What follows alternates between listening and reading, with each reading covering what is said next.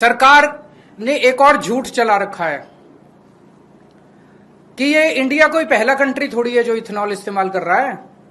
और भी बहुत कंट्रीज हैं जो इथेनॉल इस्तेमाल कर रहे हैं, वहां तो शोर नहीं कर रहे लोग। ये आधा सच है।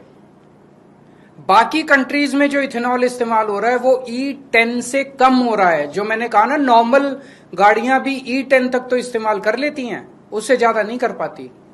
बाकी E10 जर्मनी में E10 से कम है, अमेरिका में E10 से कम है, फ्रांस में E10 से कम है, थाईलैंड में अभी तक E10 से कम है, जापान में E3 है।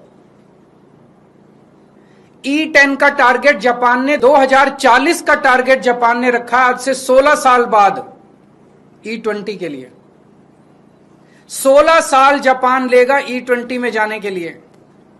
थाईलैंड ने 2008 में E20 ट्रायल बेसिस पे, पायलट बेसिस पे कुछ पेट्रोल पंप पे ट्राई किया था। आज 2026 हो गया, 18 साल हो गए, अभी तक वहां पे केवल दोनों ऑप्शंस हैं, या तो E20 ले लो या E10 ले लो। 18 साल हो गए, 18 साल का फेज आउट पीरियड है।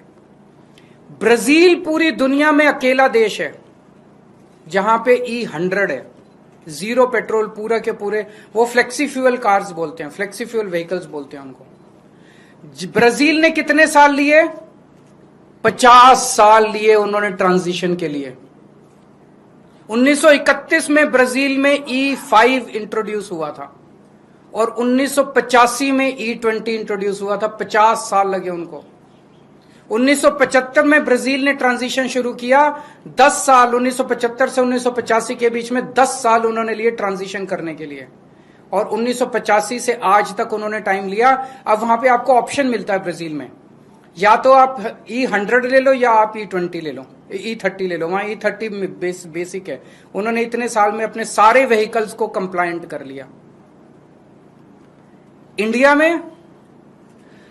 में 6 फरवरी 2023 को ट्रायल बेसिस पे पूरे देश में 1900 पेट्रोल पंप पे, केवल 1900 पेट्रोल पंप्स पे E20 इंट्रोड्यूस किया गया। और मात्र 3 साल के बाद 1 अप्रैल 2026 को पूरे देश के 90,000 पेट्रोल पंप्स के ऊपर E20 थोप दिया गया, जबरदस्ती कर दिया गया।